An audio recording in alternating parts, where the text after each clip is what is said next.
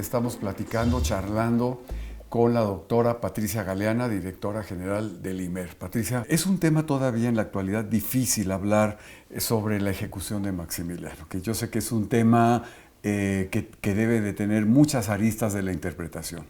Sí, como no. Bueno, yo creo que es un tema que primero que nada se tiene que especificar que no fue un asesinato, porque dicen, es que fue un asesinato. No, no fue un asesinato, porque hubo una ley que da a Juárez el 25 de enero de 1862, declarando que se castigará con la pena máxima a todo aquel que atente contra la soberanía, contra la O independencia sea, en ese año del nacional. 62, Juárez ya sabía o Sí, conocía claro. que iba a haber una Ah, intervención. no lo sabía desde 1859.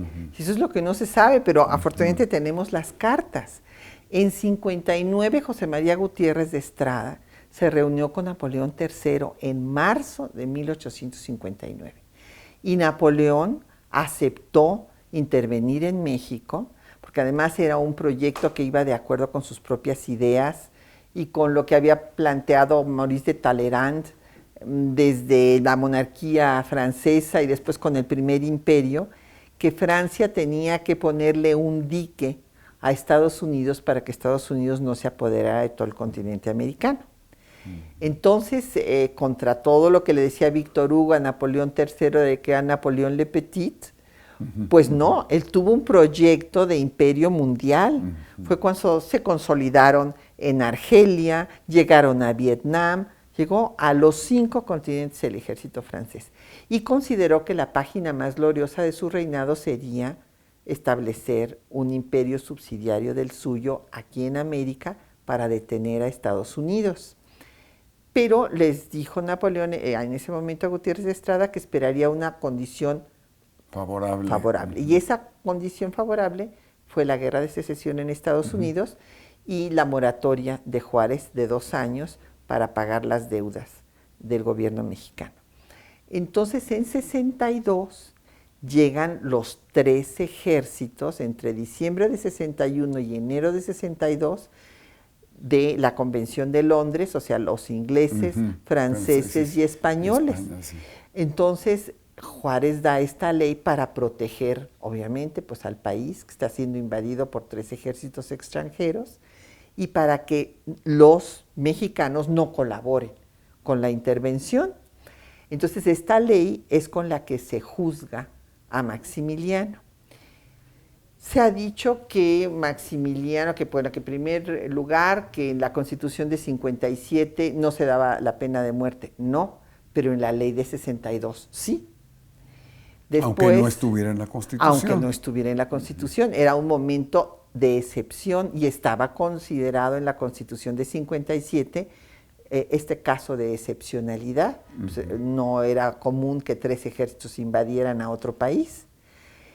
Y además hubo una serie de cargos que se le hicieron a Maximiliano, de los cuales el que pesó más fue la ley del 3 de octubre de 1865, en que declaró que debería de pasarse por las armas sin juicio alguno a todos los republicanos que fueran tomados con las armas en la mano, porque se dijo, cosa que no fue cierta, que Juárez se había ido del territorio nacional, que por lo tanto ya no había causa republicana y que entonces pues todos eran bandoleros y conforme los tomaran, los ejecutaban en ese mismo lugar.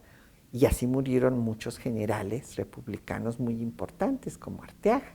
Entonces esto fue muy grave y fue uno de los cargos pues, más importantes que se le hizo en su juicio. Por otra parte, creo que para Maximiliano una muerte honrosa como la que tuvo le permitió que bueno, pues haya un monumento en Schönbrunn en su honor y que en el castillo de Hardegg se recuerde su memoria.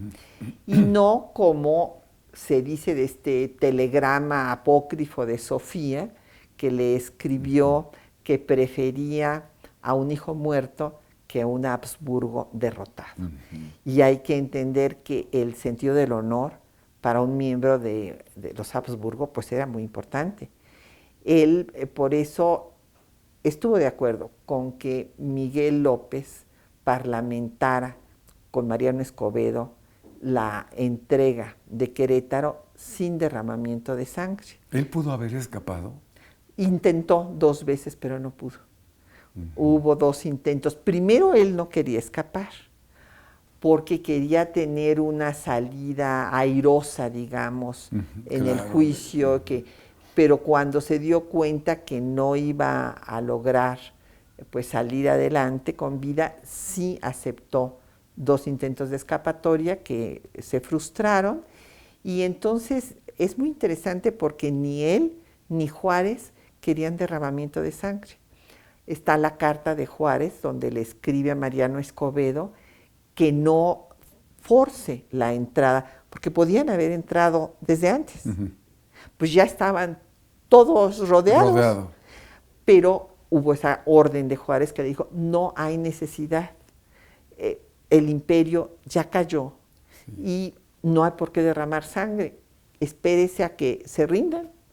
Y bueno, pues esto fue lo que pasó cuando Miguel López sale a parlamentar con Mariano Escobedo y cuando pues ya se toma Querétaro. Aunque también se dice que fue un traidor López, ¿no? Que fue... No, fíjate que yo no creo en esa versión, creo que es injusta para López, porque si uno lee las cartas de Maximiliano, y he tenido la posibilidad de inclusive traducir las que están en alemán, y cartas que lo permiten a uno conocer al personaje mejor que a su mejor amigo. Y él no estaba de acuerdo con que se siguiera pues ya con un proyecto que ya estaba perdido. De hecho, él quiso abdicar.